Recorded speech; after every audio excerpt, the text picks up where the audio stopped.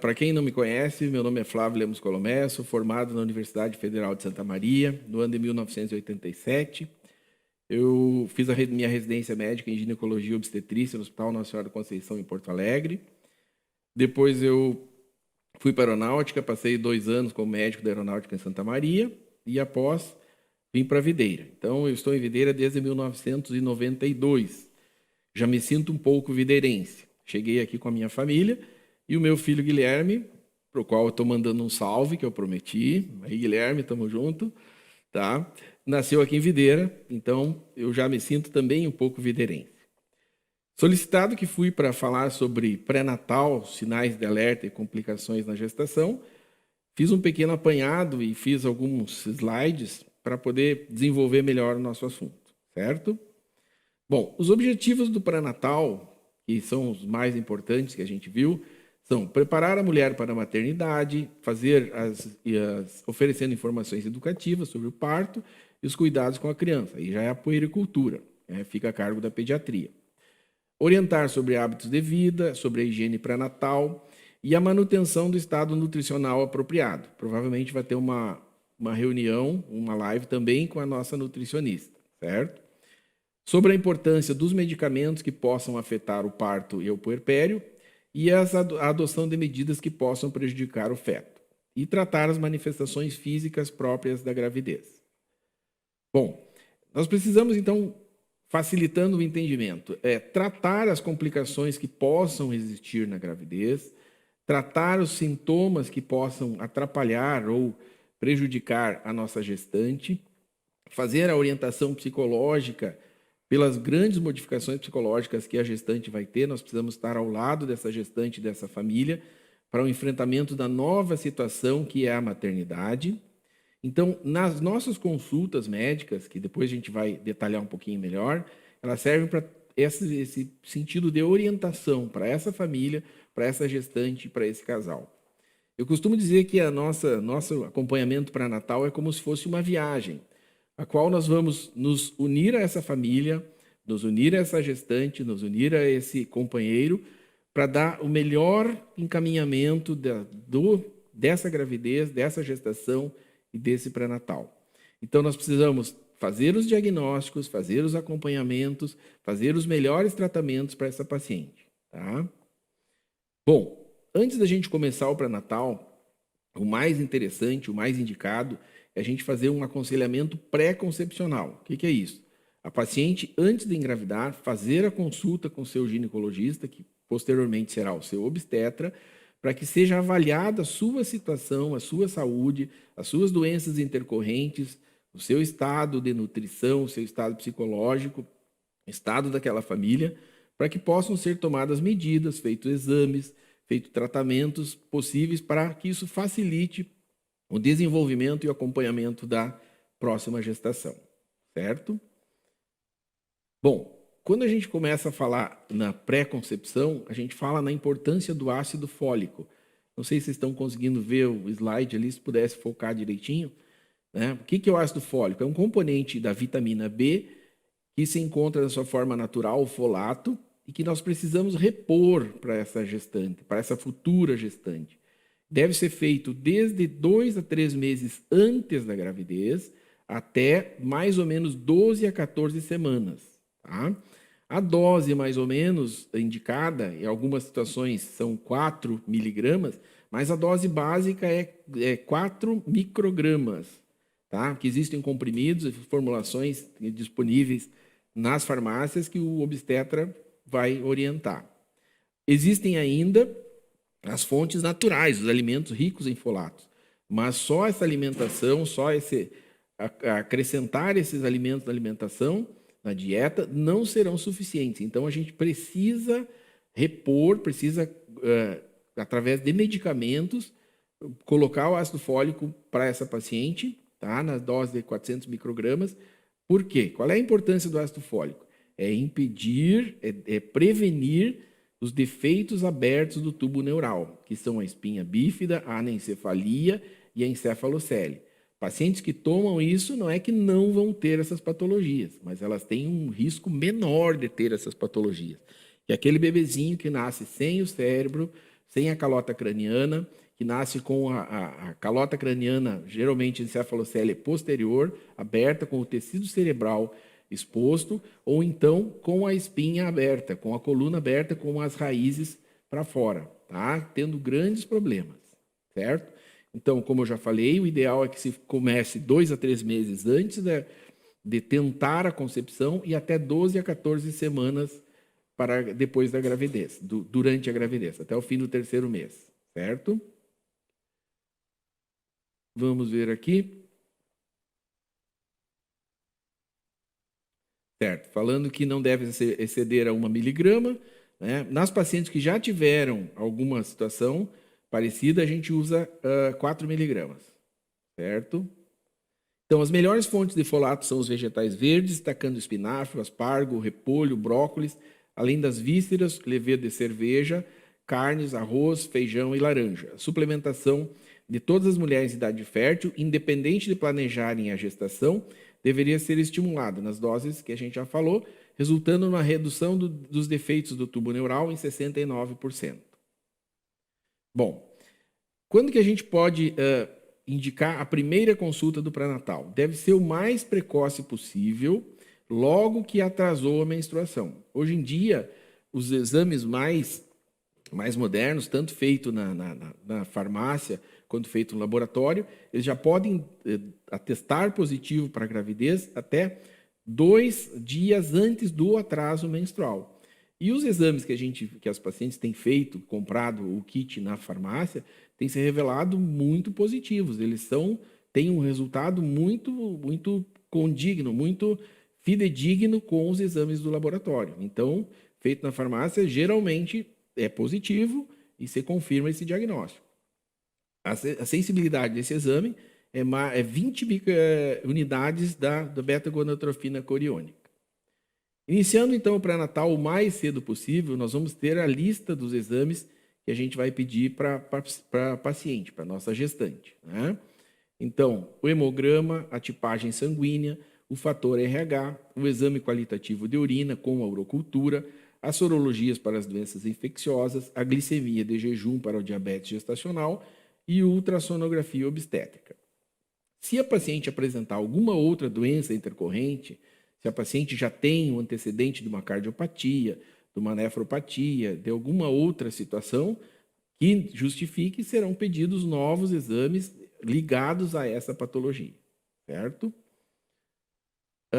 Sinais de alerta no primeiro trimestre são a perda de líquido, sangramento genital, redução dos movimentos já fica mais para o final do 3º trimestre, tá? Mas esses todos são sinais de alerta que nos chamam a atenção para que essa gravidez possa não estar indo como a gente deseja. Intervalo entre as consultas pré-natais. Bom, primeira consulta o mais precoce possível, logo que possível que tiver feito resultado dos exames pré-natais, tá? Já faz o retorno com o resultado dos exames pré-natais. Até 34 semanas serão mensais as consultas, até 36 semanas, de 34 a 36, quinzenal, e depois das 36, semanal até o nascimento do bebê.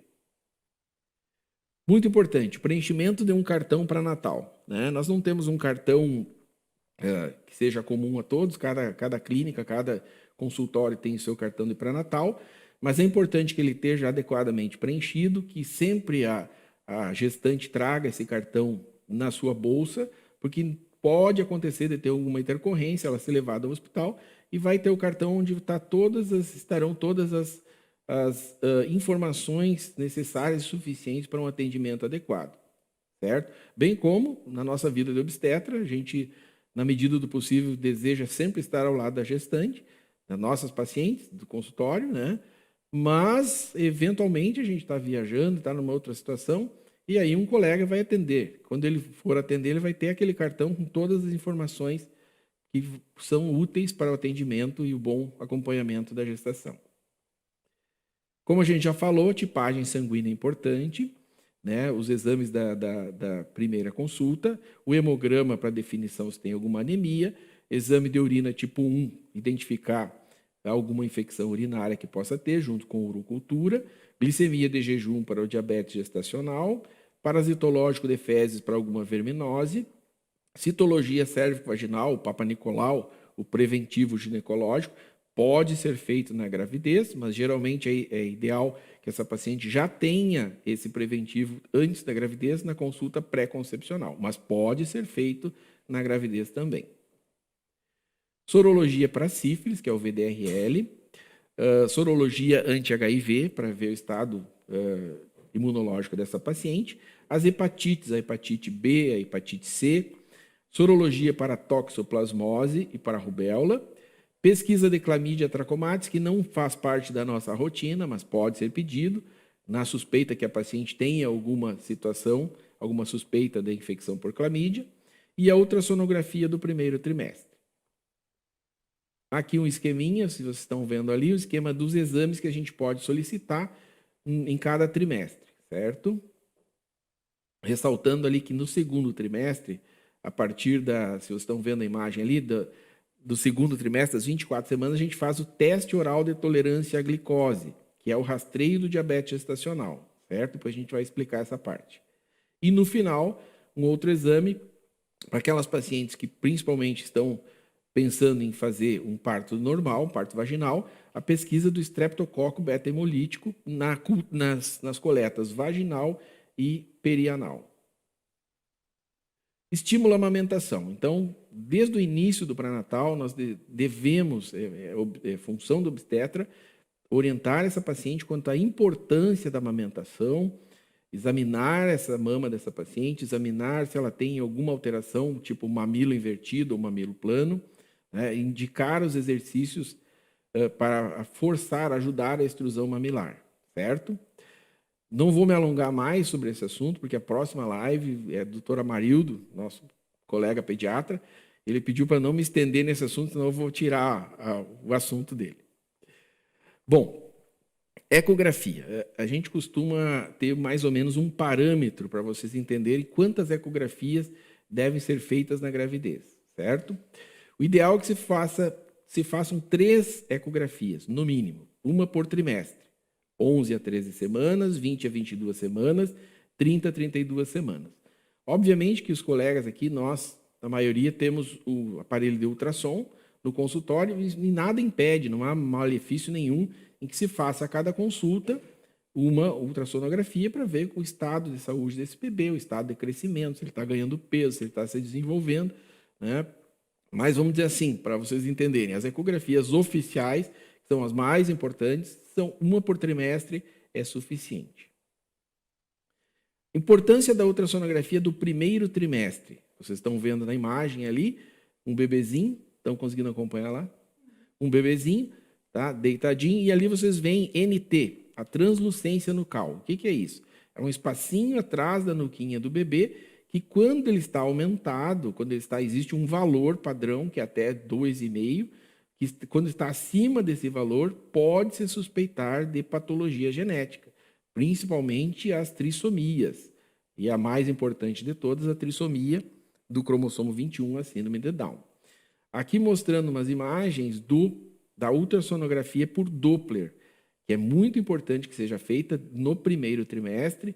É importante que, se a gente juntar essa ultrassonografia, essa medida, essa biometria, as medidas desse bebê, com o índice de pulsatilidade da artéria uterina no primeiro trimestre, resumindo o Doppler, a gente vai poder prevenir e fazer a previsão e a prevenção de uma possível pré-eclâmpsia, que depois eu vou explicar para vocês o que é, que possa se desenvolver tanto a precoce quanto a tardia. Existem hoje algoritmos, que são esquemas, programas de computador, principalmente pela Fetal Medicine Foundation, que são disponíveis, abertos para todos os obstetras, né, que a gente vai alimentar, a gente vai colocar esses dados dessa gestante, como o índice de pulsatilidade da artéria uterina, a idade dela, a raça, o peso, tudo isso, e a gente vai ter um risco maior ou menor dessa paciente vir a ter uma restrição de crescimento, quer dizer, uma diminuição do crescimento, o bebê não vai atingir o potencial genético que ele tinha, bem como a pré-eclâmpsia precoce e a pré-eclâmpsia tardia. Então, são esquemas, são ferramentas que estão à disposição de nós obstetras, que a gente pode prevenir essas doenças. Tá, mas aí, então, vocês ficam pensando, mas se a gente vai ficar sabendo que ela pode ter, o que eu posso fazer de bom para isso? Posso fazer. Posso fazer. Eu posso dar aspirina para ela. Aspirina, é estranho, aspirina não, é aspirina mesmo, aspirina infantil, inclusive. Se a gente der aspirina infantil antes das 16 semanas e até as 36 semanas para essas pacientes, a gente vai prevenir em mais de 90% daquelas pacientes que a gente conseguir colocar todos os dados no algoritmo, a pré-eclâmpsia e a restrição do crescimento intrauterino desse bebê. Tá? Todos nós, obstetras aqui da Videira, estamos aptos a fazer esses testes e prover a medicação para essa paciente e mudar o curso dessa gravidez. Esse trabalho, muito importante, que está sendo feito na Fetal Medicine Foundation, que veio de um trabalho inicial, que é o ASPRE, e agora está sendo feito ASPREBA, que é Brasil, né? Principalmente é feito por um médico que é conterrâneo nosso, é do Rio Grande do Sul, Dr. Fabrício da Silva, que trabalhou em Londres, no King's College, trabalhou na Austrália e está trazendo esse trabalho com a prevenção da pré-eclâmpsia com índices e limites brasileiros, tá? Só para constar. Bom, de novo ali vocês estão vendo um bebezinho, a translucência nucal é o espacinho que tem atrás da nuquinha do bebê, e isso vai ser medido na ultrassonografia do primeiro trimestre, que deve ser feito entre 11 semanas e 13 semanas e 6 dias de idade menstrual, que o médico vai calcular pela biometria do bebê, o nosso obstetra vai saber fazer isso direitinho. De novo ali, um bebezinho, vocês estão vendo. O detalhezinho, provavelmente um menino ali na fotinho. Ali para mostrar as 4 câmaras cardíacas, que isso já vai se ver no ultrassom morfológico do segundo trimestre, que é um ultrassom bem mais detalhado, que vai ver membros, vai ver as câmaras cardíacas, vai ver muitos detalhes da morfologia, por isso que é o morfológico do segundo trimestre, certo? Aqui a gente está vendo uma imagem de uma ultrassonografia obstétrica 3D ou 4D, que as imagens realmente são maravilhosas, né? As pacientes sempre querem fazer o mais cedo possível, mas a gente indica que deva ser feito após as 30 semanas, porque tecnicamente fica umas imagens mais bonitas e a mãe e os pais vão ficar mais felizes, tá? Mas pode ser feito em qualquer idade, né? Ele não tem tanto efeito para diagnóstico como tem efeito para a mãe ver o seu bebezinho e fortalecer o vínculo com essa gravidez. Aqui a gente está vendo também uma ultrassonografia de Doppler, que é muito importante para a vitalidade desse bebê, para ver se esse bebê está bem, se esse bebê está sendo bem oxigenado. Essas ondas estão passando ali no cordão umbilical, então passando na artéria uterina, e estão dando o índice de pulsatilidade. Lá estamos vendo um IP, que é um cálculo que o computador mesmo faz para a gente, e a gente vai colocar numa tabela e ver se esse bebê está bem oxigenado, ver se essa placenta está oxigenando bem esse bebê. Bom, nas situações que deu alterado a translucência nucal, voltando lá no ultrassom do primeiro trimestre, nós tivemos uma translucência nucal alterada, nós temos o que fazer. A ideia, se por acaso se diagnosticar uma trissomia do 21, uma síndrome de Down, tem o que fazer praticamente? Tem. Nós vamos fortalecer esse vínculo dessa gravidez, nós vamos preparar essa paciente e essa família para receber esse bebê, né, e com todos os tratamentos que ele possa ter e possa precisar. Mas falando sobre o NIPT, o que é? É o Non-Invasive Prenatal Test. Deve ter gostado do meu inglês videirense, mas é bom. Que a gente vai fazer a pesquisa através do sangue fetal, da partícula de DNA fetal que existe no sangue periférico materno. O sangue periférico materno, que vai ser tirado de uma veia comum da mãe, qualquer laboratório dos nossos aqui, vai ser encaminhado para fora, vai ser pesquisado se no DNA livre do feto existem os cromossomos para essa trissomia. A gente sabe que um ser humano é composto de 46 cromossomos, 23 pares. Então, nesses casos da trissomia do 13, do 21 e do 18, então, em vez de se formar um par, se veio um gene a mais. Então, ficou no par 21, por exemplo, em vez de um par, ficou um trio. Essa é uma formação, esse defeito genético que vai causar todas as alterações. Tá? Falando ali também que o NIPT, que está disponível para coleta nos laboratórios, em todos os laboratórios da cidade, também vai dar a sexagem fetal. Existem 3 tipos de NIPT, dependendo do que a gente quiser investigar, e obviamente que quanto mais for investigado, ele vai sair mais caro, isso para o bebê, para os pais, né, para ver as doenças que esse bebê possa ter, inclusive as microdeleções, que são pequenas alterações no braço dos genes e dos cromossomos. Bom, um detalhe falando sobre as trissomias, que se puder estar mostrando para eles esse gráfico, que a gente vê que a incidência, por exemplo, nesse gráfico está falando sobre a incidência da síndrome de Down, a trissomia do 21, entre parênteses, mongolismo, que a gente não deve usar essa palavra, a gente vê que, acompanhando o gráfico, a gente tem que uma gestante, uma mãe de 25 anos, ela tem 1 para 1000 a incidência. Então, para cada 1000 gestantes, para cada 1000 nascimentos, vai ter 1. Se essa gestante ela tiver 45 anos, já vai aparecer 1 para 50. Vejam a diferença que tem na incidência. Então, o que a gente quer dizer? De 1 para 1000 para 1 para 50, né? É muito diferente estatisticamente. Então, a gente indica que quanto mais cedo, de preferência antes dos 35 anos, vocês veem que é depois dos 35 anos a curva começa a subir rapidamente. Então, se ela puder completar essa prole, ter todos os seus filhos até os 35 anos, seria o ideal. Certo? Voltando ali num outro tipo de gráfico, mais ou menos demonstra a mesma situação.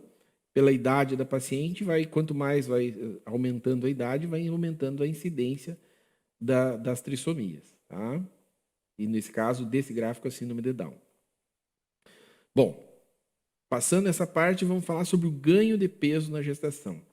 Então, a gente vê que cada paciente, dependendo do IMC, do índice de massa corporal que ela tiver, a gente vai ter uma previsão de ganho de peso, que é a recomendação que a gente vai dar junto com a nossa nutricionista, que vai ajudar a acompanhar essa paciente, mas dizendo mais ou menos assim, se você quiser ter um número na cabeça, quanto que eu posso aumentar de peso na gravidez? Aproximadamente 12 quilos a gente fica bem, né? Obviamente que se ela tiver um baixo peso, a gente vai ter uma condescendência maior, ela vai poder aumentar entre 12,5 a 18 quilos. Se ela tiver num peso IMC adequado, de 11,5 a 16. Se ela estiver com sobrepeso, 7 a 11,5. Se ela for uma paciente obesa, no máximo 7 quilos. Isso a gente vai ver fazer essa classificação pelo IMC dela, índice de massa corporal. Ali também falando a mesma situação, é a mesma tabela. Bom, alguns hábitos, algumas situações que vocês vão ficar perguntando o que eu posso fazer na gravidez, se eu posso viajar, se eu posso trabalhar, vamos falar sobre tudo isso. Cafeína e adoçante. Vocês já devem ter visto na internet alguns trabalhos que dizem que cafeína é abortiva e tal. O que a gente considera razoável? Hoje, até 3 cafés expressos pequenos. Obviamente que o café expresso ele é o mais forte, né? Não precisa ser tanto assim, mas aquela paciente que gosta de tomar o seu cafezinho de manhã, ela vai estar liberada para tomar o seu café. Obviamente que ao invés dela passar tomando a sua garrafinha de água no trabalho, na sua atividade, trabalho, ela vai ficar tomando 2 térmicas de café, não é isso que a gente quer, certo? Agora, ela não está proibida de tomar o seu café, a sua xícara de café, de preferência com leite, por causa do cálcio, de manhã e à noite, certo? Dos adoçantes, a gente indica o aspartame e a estévia também, certo? A sacarina, por um possível efeito oncogênico, né, talvez cause câncer em alguma situação, então a gente prefere não utilizar na gravidez. Falando agora sobre os adoçantes. Tá? Vitamina D. Vitamina D, a necessidade diária da vitamina D é de 400 a 800 unidades internacionais. Hoje a gente está dando a medicina atual está dando muita ênfase à vitamina D. E a suplementação da vitamina D na gestação. Muito importante. Então, a força que vem do sol. Os benefícios da vitamina D: fortalece os ossos, protege o coração, previne e controla o diabetes, contribui para o aumento da força muscular, melhora a imunidade, está sendo usada agora no Covid, né? Mas a vitamina D vem 90% do sol, a absorção através da pele pela a luz solar, tá? Então, para evitar a carência de vitamina D, tomar 15 a 20 dias, 15 a 20 minutos de sol ao dia, certo? Então, hoje em dia, a gente está pesquisando mais isso e a gente está encontrando a falta de vitamina D, a deficiência de vitamina D nas gestantes também. Então, a gente deve suplementar a vitamina D na gravidez, certo? Se estiver em níveis de suplementação. Não estamos falando aqui em mega dose de vitamina D, não estamos falando desse tipo de situação. Os polivitamínicos também, a gente vai usar os polivitamínicos na gravidez, de preferência após o segundo trimestre, né? A gente usa o ácido fólico no primeiro trimestre, já pode usar depois o ômega 3, que a gente vai conversar daqui a pouquinho, e os polivitamínicos de preferência junto com o ferro após a 20ª semana. Voltando um pouquinho aqui, os polivitamínicos, eu não fiz uma transparência, um slide específico para o ferro, mas a partir de 20 semanas aumenta a necessidade de ferro do bebê e ele começa a espolhar, ele começa a retirar o ferro das reservas maternas. Então, é muito importante, mesmo que ela tenha um hemograma bom, mesmo que ela tenha uma ferritina boa, mesmo que o hematócrito e a hemoglobina estejam bons, é importante repor o ferro em todas as gestantes, junto com os polivitamínicos. Incompatibilidade RH. Incompatibilidade RH, aquela situação onde a mãe é negativa, o pai é positivo e está gestando um bebê que possa ser positivo. Então, existem algumas situações que aquela mãe começa a criar anticorpos anti-RH. Como ela é positiva, certo? Se ela é negativa, se ela tem uma criança no útero positiva, ela pode começar a lançar anticorpos que vão causar a hemólise, vão destruir essas hemácias e causar uma anemia fetal dentro da barriga, dentro do útero, certo? Então, é muito importante que a gente use, né, a imunoglobulina anti-RH, tá? É a vacina para o sangue que o pessoal fala. Então, são injeções que têm imunoglobulina anti-RH, que em situações nas pacientes, nas gestantes ou não gestantes, RH negativo, para esclarecer, ela teve um acidente, ela fez uma transfusão de sangue, ela teve um abortamento, ou na própria gravidez ela teve um acidente, uma situação com sangramento importante, ela teve um abortamento também. Se ela é negativa, deve ser feita a injeção da imunoglobulina anti-RH para prevenção da próxima gravidez, certo? Bom, ômega 3, que eu falei que ia dizer alguma coisa para vocês, é muito importante a suplementação do ômega 3, tá? Principalmente no desenvolvimento neurológico dessas crianças. Tá? Há trabalhos substanciais agora que dizem que as crianças onde a mãe tomou ômega 3 durante a gravidez têm um melhor desenvolvimento neurológico, certo? Aqui, na transparência que eu fiz, melhor habilidade de resolver problemas, desenvolvimento do quociente da inteligência, melhor desempenho no processamento de informações, tá? Isso pelo ômega 3 que foi dado na gravidez. Vacinas que a gente pode fazer e que a gente deve fazer durante o pré-natal. Principalmente quando a paciente chegou na primeira consulta, a gente já vai pedir a carteira da vacinação que ela já vai trazer para a gente. E a gente vai ver se a hepatite B está em dia, se ela fez as 3 doses da hepatite B. Nós temos indicado H1N1 em qualquer idade gestacional, quanto mais precoce possível. Isso é do Ministério da Saúde do Brasil. Tá? E a partir de 20 semanas fazer a vacina da difteria, tétano e coqueluche. Mas aquela paciente que ela já está com a vacina do tétano em dia, ela vai dizer, eu preciso fazer a DTPA, precisa fazer a DTPA. Mais importante que a gente está interessado ali é a vacina da coqueluche que está na DTPA, que não tem uma vacina específica para coqueluche. Por quê? Porque ela vai passar esses anticorpos da coqueluche pela placenta para o bebê. E a coqueluche no recém-nascido é uma doença grave. Então, a gente precisa prevenir a coqueluche do recém-nascido, que ela é grave e potencialmente fatal. Então, resumindo, hepatite B tem que estar em dia, se não tiver, tem que ser atualizada a vacinação da hepatite B. H1N1 tem que ser feita anualmente, então, revisar se essa vacina está em dia ou não está, e se não estiver, ela deve ser feita o mais precoce possível, e a de TPA, de tétano, difteria e coqueluche, que deve ser feita a partir de 20 semanas até 36 semanas. Repouso. A gestante precisa fazer repouso ou não? Não existem dados suficientes que indicam que o repouso é importante nem para prevenir o abortamento, certo? Incidência de parto prematuro, com repouso e sem repouso, é possível que seja a mesma, certo? Limitação da atividade física diária, objetivo é preservar a oferta placentária de oxigênio e nutrientes para o benefício fetal.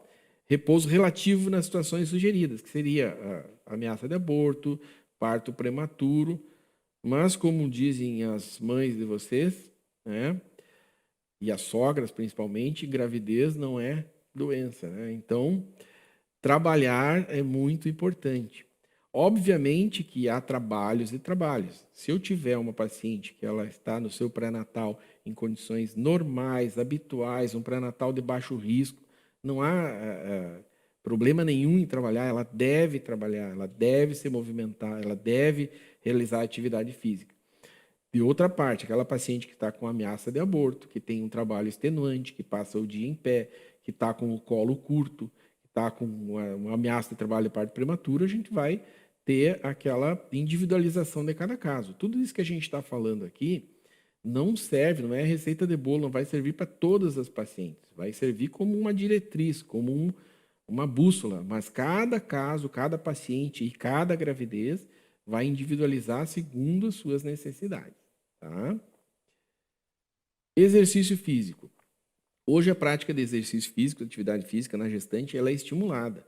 Obviamente que a gente vai ter o máximo de cuidado com atividades onde exista contato, né?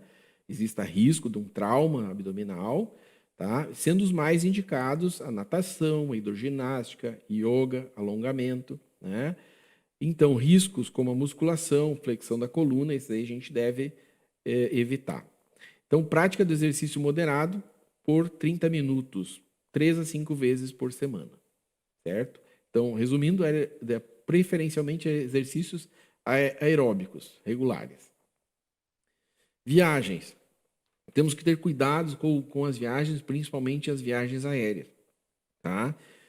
É sabido, e já tive casos de necessitar mandar um laudo. A paciente está lá no portão de embarque e as autoridades não deixam essa paciente embarcar se elas suspeitarem que ela tem mais que 32 semanas. Então, às vezes a gente tem que mandar um laudo correndo, dizendo que ela, se for o caso, que ela tem menos de 32 semanas, que senão eles não vão deixar ela embarcar pelo risco de ter um parto prematuro, ter um parto e ter que desviar, entrar em trabalho de parto, ter que desviar um voo, por isso que já aconteceu várias vezes. Falando que a gravidez ela é uma situação que tem tendência a formar trombos. Então, períodos de imobilização forçada devem ser evitados. Aquela paciente que vai viajar, ela deve usar uma meia elástica. Se ela for viajar de carro, se for possível, a cada 2 horas ela fazer uma parada, dar uma caminhada de pelo menos 10 minutos para fazer aquele sangue circular e evitar a formação de trombos, principalmente nos membros inferiores. Atividade sexual só deve ser interrompida em casos de ameaça de abortamento, um sangramento vaginal ou ameaça de parto prematuro, ou as patologias placentárias. Fora isso, vida sexual normal, sem alterações, durante o pré-natal. Álcool etílico. Ingestão de álcool é formalmente contraindicada na gravidez, tá?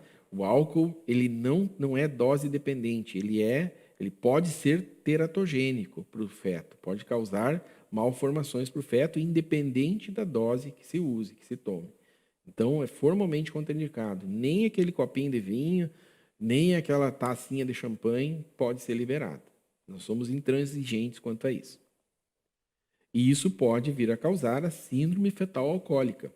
anomalias cardíacas congênitas, defeitos articulares, aquele bebê que vai para a UTI neonatal, que ele passa com irritabilidade, choroso e aparentemente sem nenhuma causa orgânica evidente. Então, vai se investigar ou é álcool ou a mãe tinha uso de drogas ilícitas. Também as drogas ilícitas são formalmente contraindicadas pelo risco da síndrome de abstinência do bebê logo que nasce, certo? A cocaína aumenta de modo significativo o risco de descolamento da placenta e o risco de crescimento fetal restrito e prematuridade. Tá? Fica um alerta para todos. Tabagismo. Também, como ele é um potente vasoconstritor, o hábito de fumar diminui a passagem do oxigênio pela placenta para o bebê. Então, aquele bebê que tinha um planejamento genético de pesar 3 quilos, aquela mãe que é fumante pesada, ele vai nascer com 2,2 kg, 2,3 kg. Isso é porque ele recebeu menos oxigênio, recebeu menos nutrientes, aquela placenta envelheceu, entre aspas, antes do que estava planejado, e isso é um dano irreparável para esse bebê. Vestuário, vestimenta da gestante, confortável, né? Com ação hormonal da progesterona, existe um relaxamento muscular, vasodilatação periférica. Então, a gente indica sempre que possível, sempre que necessário, uso de meias elásticas, cintas abdominais de sustentação, se for o caso, usar um sutiã bem firme, de preferência de algodão, que sustente aquela mama, né? Existiu um aumento do volume mamário, às vezes tem que mudar o número do sutiã, não é incomum que isso aconteça, mas tem que ser bem confortável para essa mãe. Cosméticos, cremes para prevenção da estria, muito importante que sejam usados, a gente vai orientar sobre isso na consulta do pré-natal, certo? As formulações com óleo de amêndoa são importantes, muito cuidado com as estrias, principalmente pacientes jovens, que têm tendência a formar bastante estria, certo? Uma outra situação, os cosméticos, aqueles que a base de anti-aging, ácido glicólico, ácido retinóico, são formalmente contraindicados na gravidez. Pintura do cabelo. As minhas pacientes sabem que eu sou totalmente contra a pintura do cabelo, tá? A gente procura laboratórios. As minhas amigas, donas de salão, sempre dizem, olha, tem uma agora nova que não tem amônia, que não dá problema nenhum. Aí eu vou lá, ligo para o 0800 e ninguém me garante. Vocês me garantem que não vai dar problema? Não, veja bem, ninguém bate o pé e afirma. Mas o que tem... Tem mais 20? Beleza. Vamos chegar. O que tem, assim, que rena é liberado e que, se for usar alguma coisa, não usar nada com amônia e benzeno, certo? Rena e mechas e luzes podem ser liberados, de preferência, o mais avançado da gravidez possível.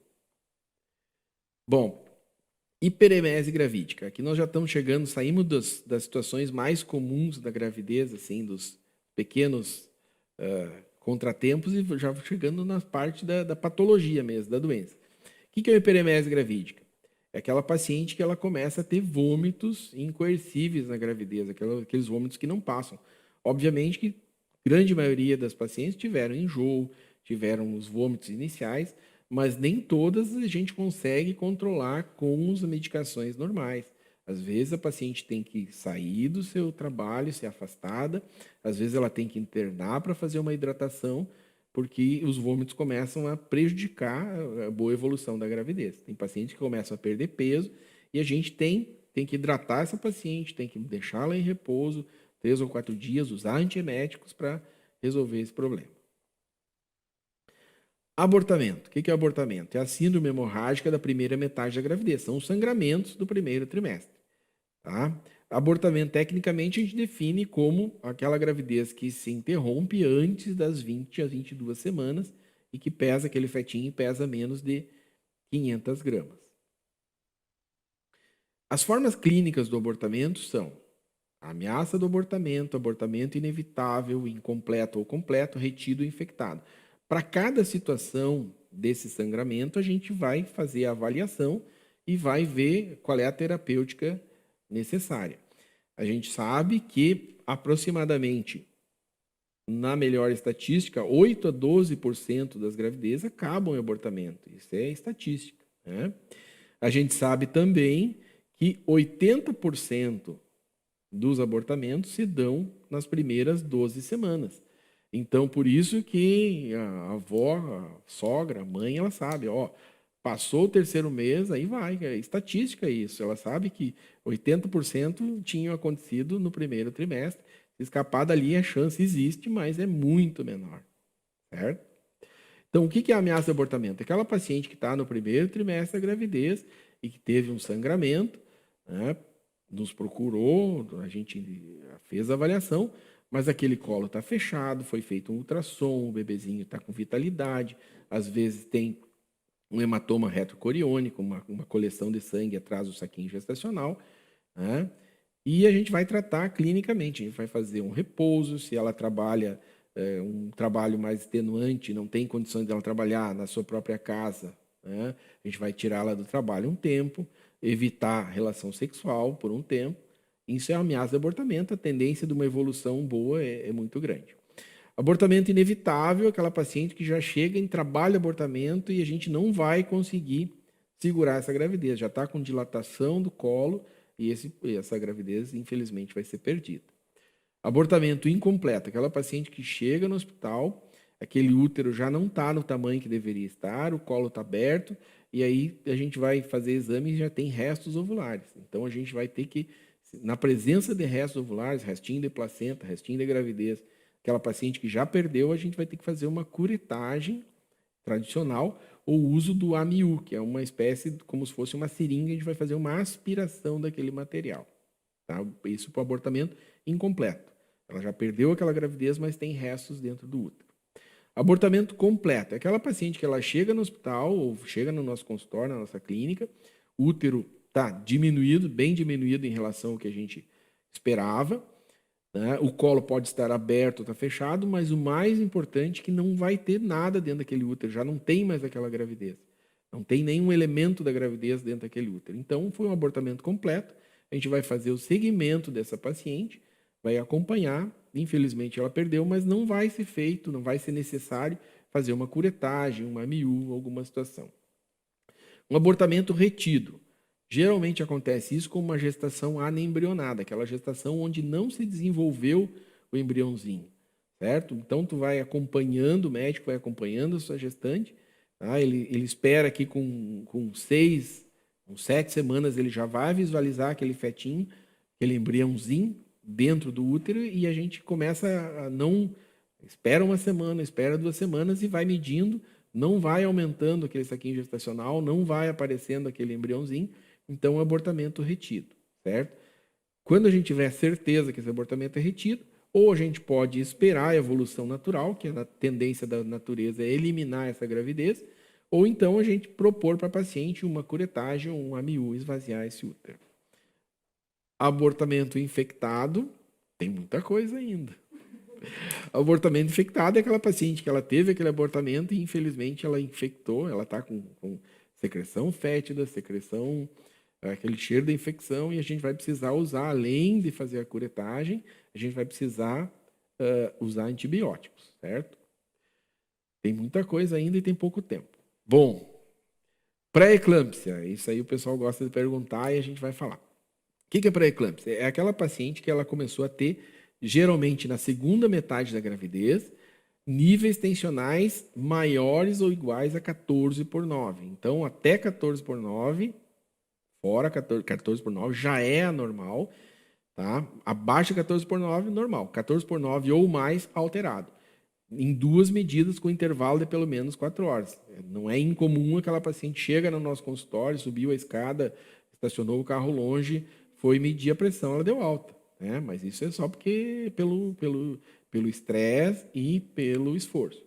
Obviamente, mediu daqui a meia hora, daqui a 1 hora, baixou, não é isso que nós estamos falando. Então, para a gente fazer um diagnóstico de pré-eclâmpsia, ela vai ter que ter níveis tensionais acima do normal, 14/9 ou mais, eliminação de proteínas na urina, que a gente vai ver através do exame de urina, mais de 300 miligramas, o médico vai pedir o exame de urina para ver isso, né? E o edema, que é comum em todas as gravidezes, mas é um edema que ele começa a subir acima do joelho, ele começa a ter edema de mãos, ela começa a não poder usar mais sua aliança, seu anel. Então, aquela paciente que... Isso é um quadro completo, né? É a pressão alta, é a proteína na urina, é o edema, tá? Que pode evoluir para eclâmpsia, certo? Eclâmpsia, o que que é? É aquela paciente que tinha uma pré-eclâmpsia. O que que era pré-eclâmpsia? Antes de ter eclâmpsia. Então, nós não conseguimos tratar ela a tempo e evoluiu para uma eclâmpsia. Ela começou a ter convulsões em função do nível autodepressão, certo? Pode evoluir para uma situação ruim, pode evoluir para um coma, né? Bom, para a gente entender qual é o tratamento da pré-eclâmpsia leve, grave ou da eclâmpsia. Aí, o tratamento para isso é a gente interromper essa gravidez, fazer esse bebezinho nascer, certo? É muito fácil, é muito tranquilo quando essa paciente está na gravidez a termo. Se a gente tiver uma paciente com 38 semanas, com 39 semanas, é bem tranquilo a gente interromper. Só que isso pode acontecer com uma paciente com 26 semanas, com 6 meses, com 7 meses. Aí a gente vai ter que colocar na balança.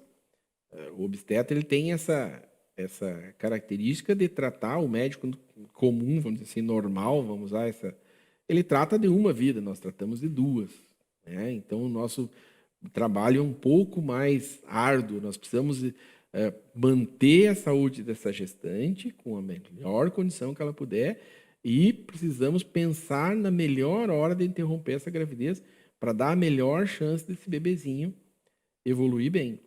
Existe no meio disso, então a gente caracteriza, para você entender, a pré-eclâmpsia leve, a pré-eclâmpsia grave, quando os níveis de proteinúria já são altos e os níveis de pressão são mais altos, 16/10, né?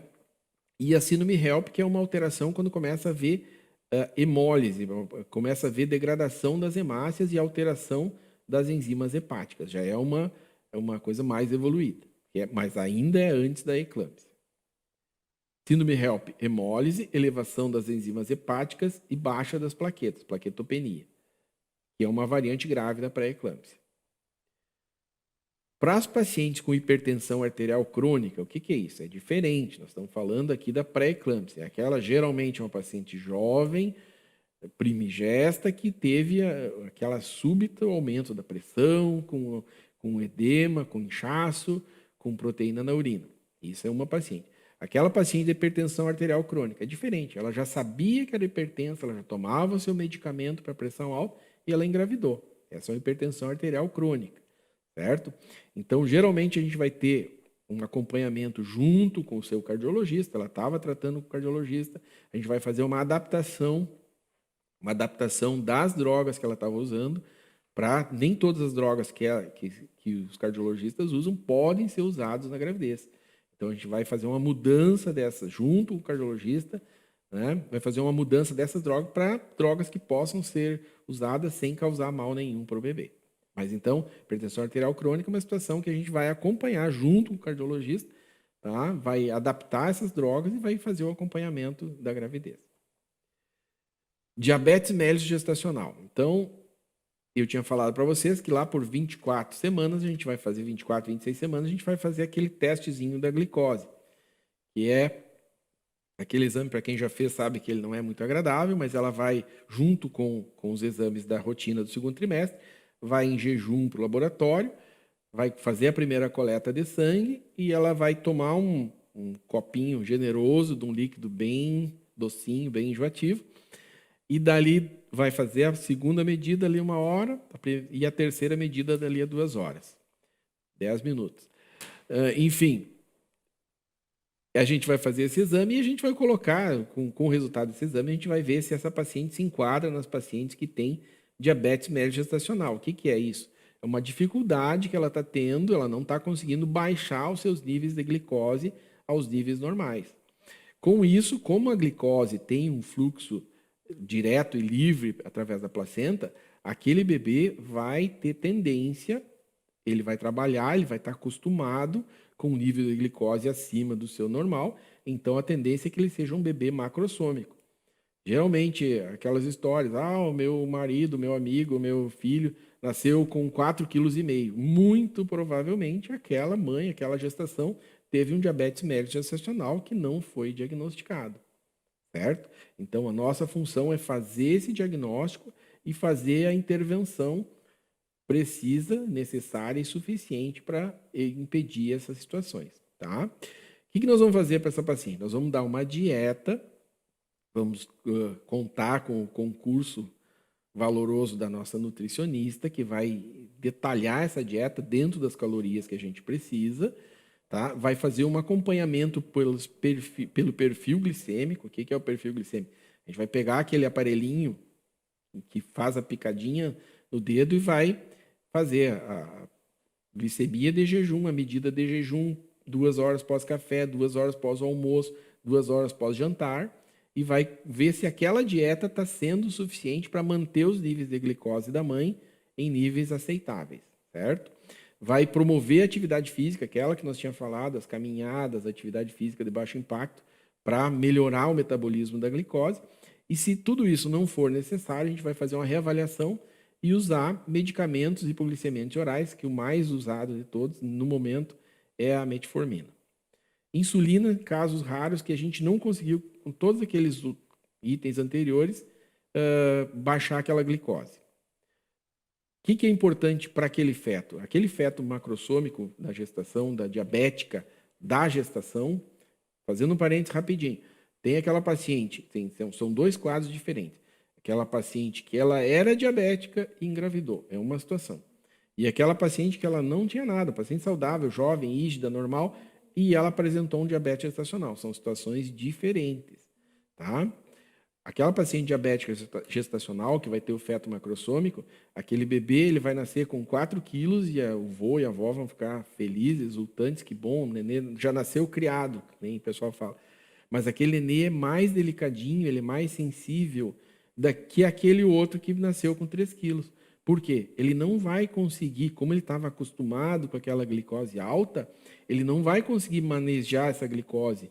Então, ele vai começar a ter hipoglicemia, vai baixar a glicose dele. A picadinha no pezinho dele vai dar a glicose baixa. E essa glicose baixa pode ter danos neurológicos para esse bebê. Então, ele vai precisar ficar 4, 5 dias no soro. A tendência é que o pulmãozinho amadureça um pouco além do normal, geralmente com 37, 38 semanas, o pulmãozinho já está pronto para respirar. Então, nesse caso, ele não está pronto para respirar. Existe um atraso na maturação pulmonar dos bebês de mães diabéticas e isso pode causar um problema. Então, quando a gente fala para aquela gestante que está com diabetes gestacional, que ela está aumentando 5, 6 quilos por mês e ela fica feliz, e às vezes a avó diz que não tem problema, porque o nenê vai nascer mais viçoso, nós estamos tratando com uma situação que pode ser potencialmente grave para aquele bebê.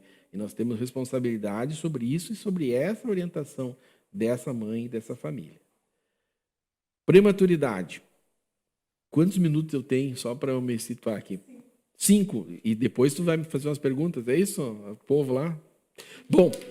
A gente pode continuar numa outra oportunidade daí, né? Tá. Bom, o que eu tenho para contar para vocês ainda sobre prematuridade, sobre as causas da prematuridade? Tem como mostrar ali os prematurinhos?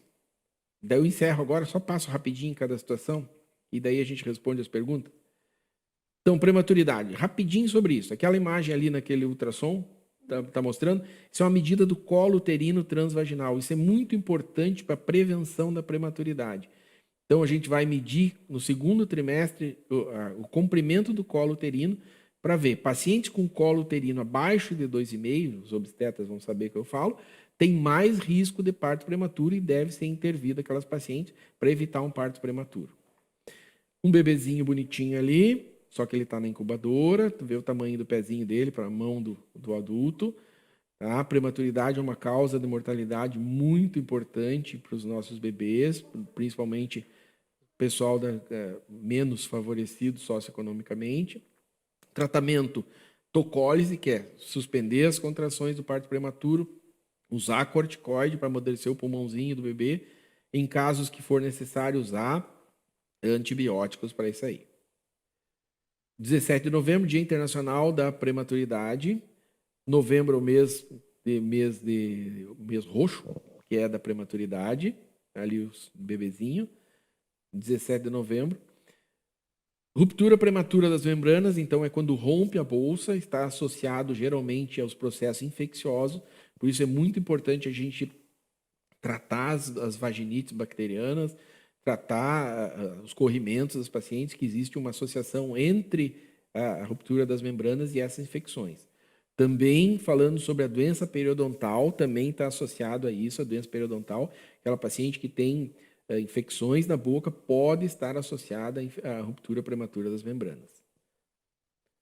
Infecções por citomegalovírus, importante ser feito o rastreamento na gravidez, a gente faz os exames por citomegalovírus, ele, assim como as TORCH, que a gente chama, as infecções que o bebê tem, a toxoplasmose, a citomegalovirose, são infecções que podem prejudicar o desenvolvimento desse bebê. Mais importante na citomegalovirose é aquela paciente que ela tinha tudo negativo, os exames, e durante a gravidez, principalmente no primeiro trimestre, se tornou positivo.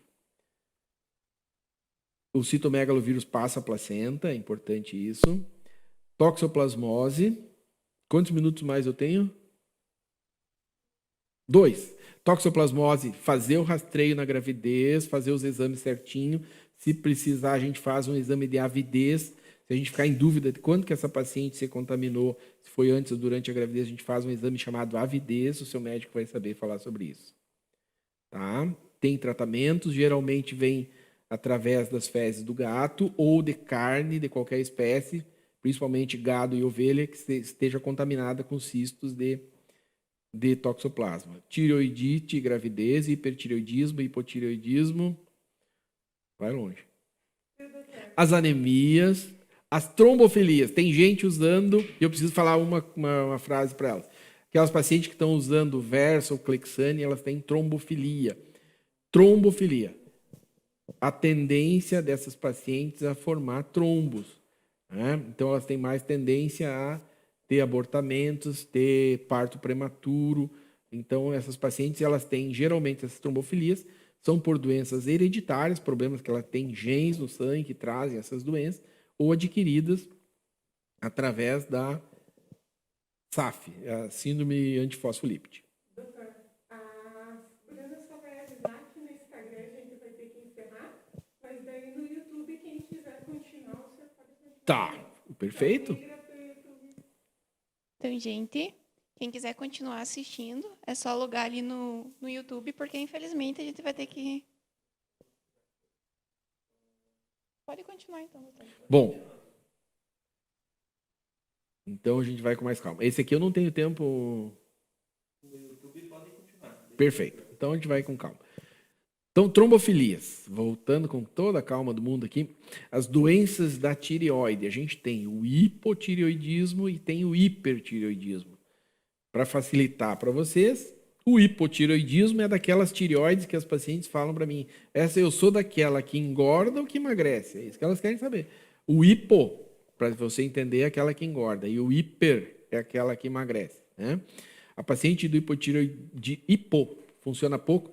Ela é mais fatigada, ela tem mais tendência à sensibilidade ao frio, ela é mais inchada, ela ganha peso inexplicavelmente, mãos inchadas e rosto inchado de manhã, queda de cabelo, perda de memória, tendência à depressão. Hipo, aquela que ganha mais peso que o normal. Tá? Então, a gente precisa tratar o hipotireoidismo na gravidez, precisa ficar de olho para isso na gravidez.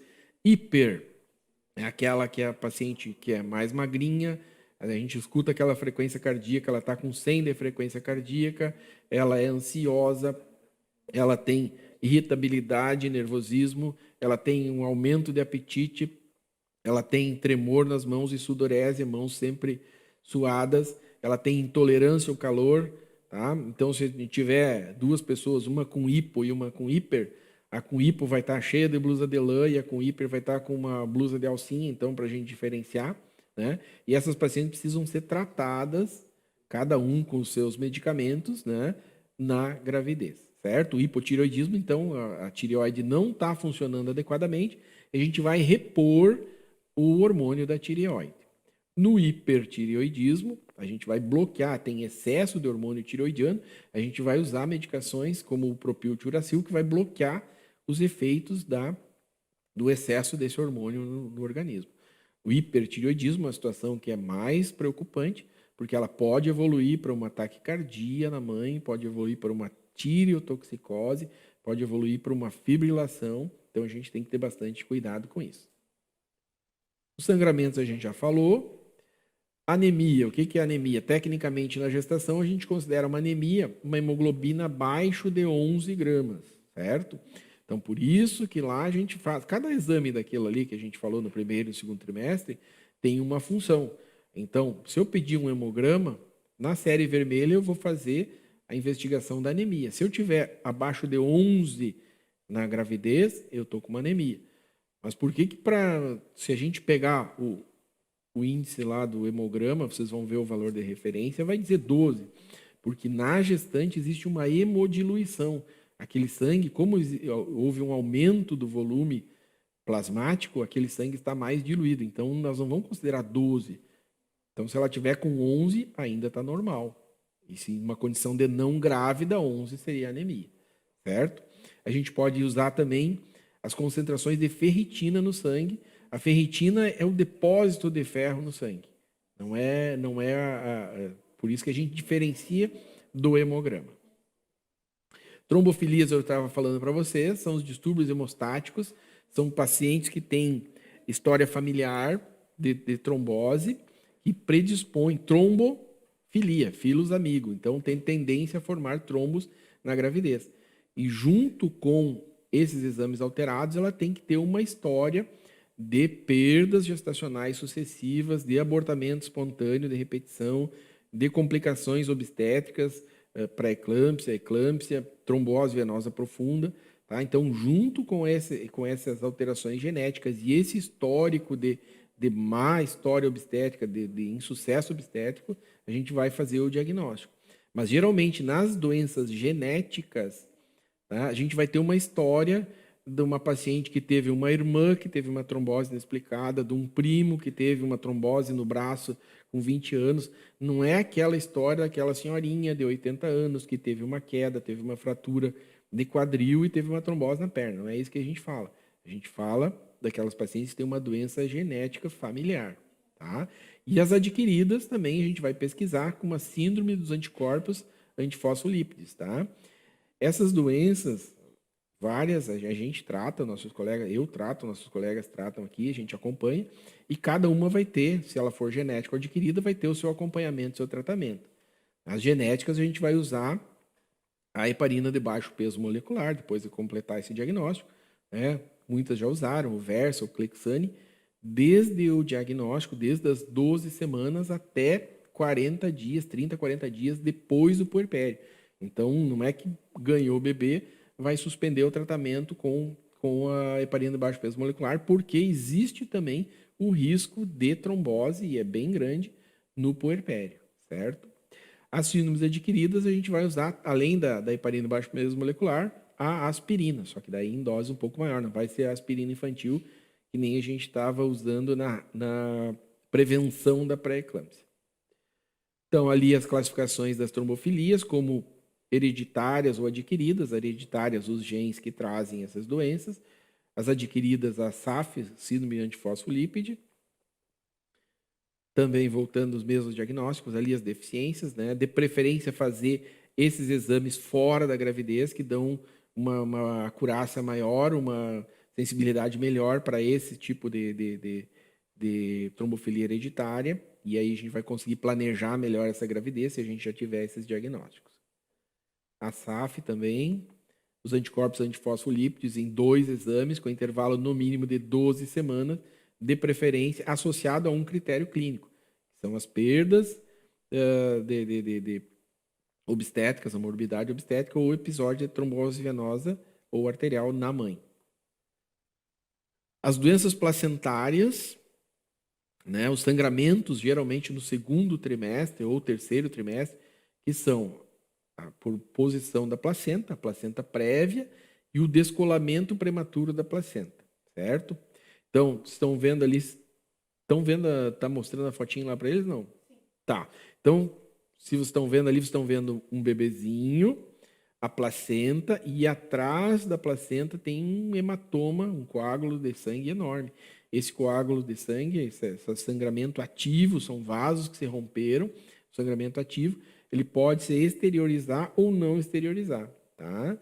Mas aquela paciente que geralmente é associada à pressão alta, ela teve um estado hipertensivo, uma hipertensão crônica que saiu fora de controle, uma pré-eclâmpsia, que ela começou a ter um sangramento inexplicado, súbito, tá? E com um sangramento de grande volume, com útero hipertônico, um útero endurecido, e é uma emergência obstétrica, o descolamento prematuro da placenta.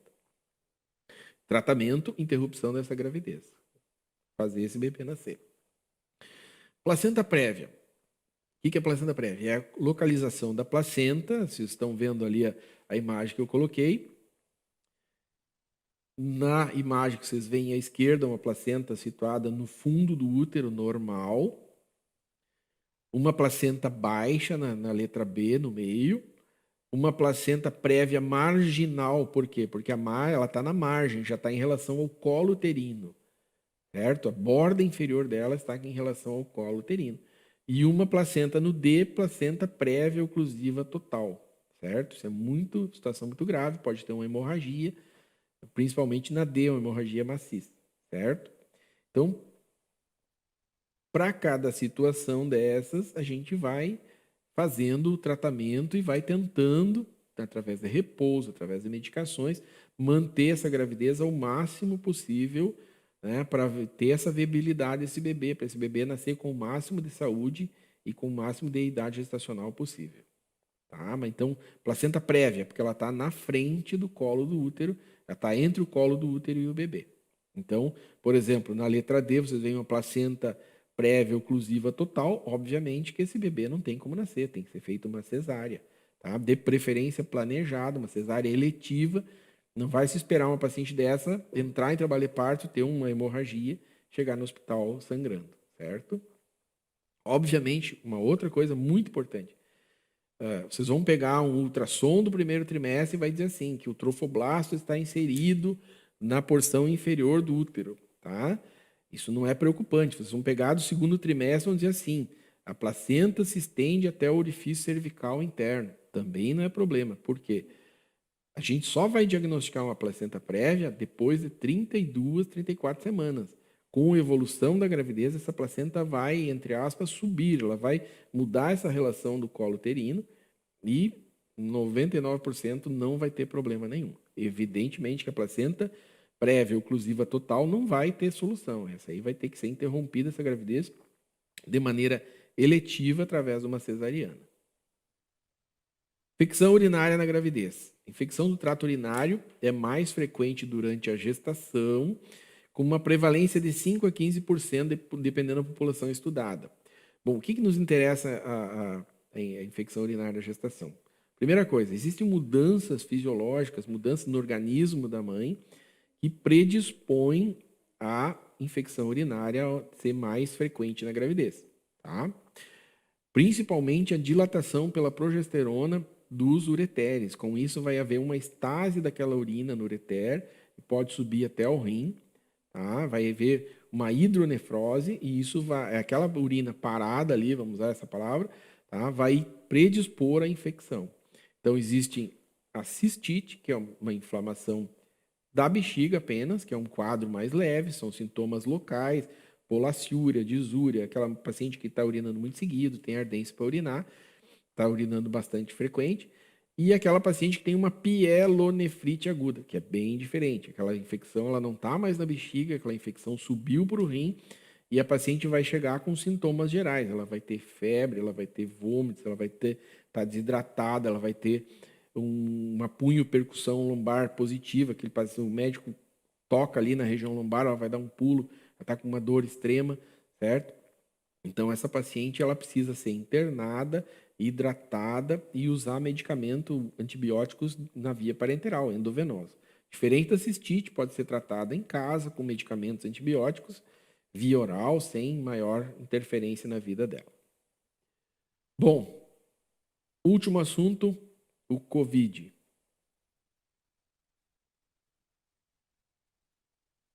Covid. Bom, Covid eu acho que é um dos assuntos mais que está se fazendo uma paixão dos médicos entre ser a favor de tratamentos e contra tratamentos, a favor de medicamentos nós estamos botando a medicina a serviço da política, o que é péssimo. Se eu sou a favor de determinado político, eu sou a favor da cloroquina e assim vai. Bom, o que me interessa nas minhas gestantes, nas nossas gestantes, não são liberados outros medicamentos, tá? Agentes antirretrovirais, cloroquina, hidroxicloroquina, nenhum desses está liberado para uso na gravidez, nem ivermectina. O que nós temos é tratar essa paciente com os tratamentos sintomáticos. Essa paciente tem que ser muito bem cuidada. Essa paciente é uma paciente de mais atenção que as pessoas não grávidas. Obviamente que a chance de uma paciente se infectar pelo Covid, gestante ou não, é a mesma, tá? Mas existem complicações. A chance de ter complicações da gravidez existem, como parto prematuro, como sofrimento fetal durante o trabalho de parto, né? Então, são pacientes que têm que ter o máximo de atenção. Mas essas medicações não são liberadas para uso na gravidez. O parto pode ser normal, mas tem que ser um parto monitorado, porque esses bebês eles fazem sofrimento fetal, vamos dizer assim, na cara do obstetra, então tem que ser, não raras vezes entram uma cesárea de emergência na UTI, porque eles entram em sofrimento fetal, tá? Provavelmente pela menor reserva respiratória da mãe, pela menor reserva placentária que isso causa, certo? A amamentação, se discutiu muito tempo, desde que apareceu, se o leite poderia transmitir ou não. O que tem das últimas revisões que eu fiz é que as crianças, os bebês que se contaminaram pelo Covid foram através da contaminação materna. A mãe estava infectada, mas não na amamentação através do leite. A possibilidade da transmissão vertical da passagem está sendo, até agora não tinha sido documentada, mas já há casos que estão sendo investigados e estão sendo confirmados da transmissão vertical. Isso é, a mãe passa pelo sangue, pela placenta, o Covid para o filho, certo? Não esquecendo, um lembrete da OPAS, Organização Pan-Americana de Saúde, que, independente da mãe ter Covid ou não, ela tem que ter um parto com uma experiência positiva, com respeito, dignidade, com acompanhamento do seu familiar, com todas as comunicações claras pelos profissionais da maternidade, todas as situações de estratégia de alívio da dor e de bom atendimento, elas têm direito a ter, independente de ter o Covid, não. Certo? Bom, essa tu tem que mostrar, tá mostrando? Essa aí é a minha família, tá? Minha esposa, minha filha, Fernanda, meu filho Guilherme, tá? E para encerrar, algumas coisinhas que eu não coloquei na apresentação, é o seguinte, dizer o seguinte: muito cuidado para vocês, gestantes, com o Dr. Google. Não é com o Dr. Flávio, nem com o Dr. Carlos, nem com o Dr. Rodrigo, nem com a Dr. Elizabeth, com o Dr. Google, tá? Porque vocês chegam em casa, pegam os exames pré-natais e vem lá, IgG para toxoplasmose positivo, para citomegalovírus positivo. E ficam apavorados e não dormem de noite, mandam mensagem para a gente: eu estou com toxoplasmose. Não está com toxoplasmose. O teu exame está positivo e está dizendo que tu já está imunizada para toxoplasmose. Então, antes de se apavorar, liguem para o seu médico, mandem mensagem para o seu médico e conversem com eles, tá? Então, antes de ficar apavorado. Outro detalhe que eu coloquei aqui, que é a relação de vocês com o médico que vocês escolheram para fazer o pré-natal, tem que ser uma relação de parceria, de viagem, de jornada, de confiança, certo? Vocês têm que poder falar o que vocês querem e exprimir as dúvidas que vocês tiverem, os questionamentos, e para isso que a gente está lá, e todos os nossos colegas estão lá para atender vocês, tá? Uma outra observação que eu fiz, a importância da participação do esposo no parto, na cesárea, no pré-natal. Não adianta o esposo, o namorado, o noivo, o companheiro, não apareceu em nenhuma consulta, não conhece o médico, não participou de nada, e daí chega no último dia ele quer estar lá na hora para ver o bebê nascer. Então, isso é uma jornada, uma caminhada que se encerra, né? Que tem o ápice, né, com o parto, mas que tem que ser trilhada juntos. E o pai, o companheiro, é muito importante nisso, tá? Uma diquinha que eu falo também é porque a gente vem, fala, conversa na consulta e elas saem com dúvidas quando elas dobram a esquina ou descem a escada do consultório, elas lembram que ficaram com dúvidas. Então, fazer um bloquinho, cada dúvida que aparecer, anota no bloquinho, quando chegar vai estar com todas as dúvidas, todos os questionamentos para fazer na consulta para o seu pré-natalista, tá? As colinhas que eu levei são essas.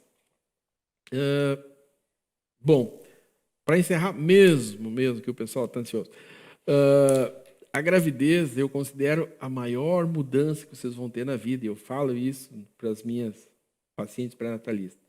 Não é se formar, não é ganhar o diploma, não é sair, morar fora de casa, não é nem casar. É quando chega aquele serzinho indefeso, pequenininho, que é depositário de todos os nossos melhores sentimentos, existe uma mudança na vida da gente como pai, na vida de vocês como mãe, que nunca mais vai ser igual. Nem o sono de vocês já não vai ser igual. Então, aproveitem a gravidez, tirem as suas dúvidas, não passem uma gravidez sofrida, não precisa ficar sofrendo, será que vai ser parto, será que vai ser cesárea, como é que vai ser no dia, como é que vai ser na hora. Confiem nos seus médicos, conversem com eles, peçam apoio para os seus familiares, cuidado com os comentários, né? Todo mundo sabe dar palpite sobre as gestantes. Tu passa numa esquina, a barriga está muito grande, tu passa na outra esquina, a barriga está muito baixa, aquela barriga está enorme, o médico se enganou num mês, vai nascer amanhã, não é o mês que vem. Então, todo mundo tem uma receita boa para isso, todo mundo tem um palpite, então muito cuidado, certo? Confie nos seus médicos, nós estamos à disposição, nossos colegas também. A Unimed Videira está nos apoiando em todos, a Tempero Propaganda nos deu suporte. Eu agradeço a paciência, que nem diz o Faustão, e a audiência de vocês. Muito obrigado.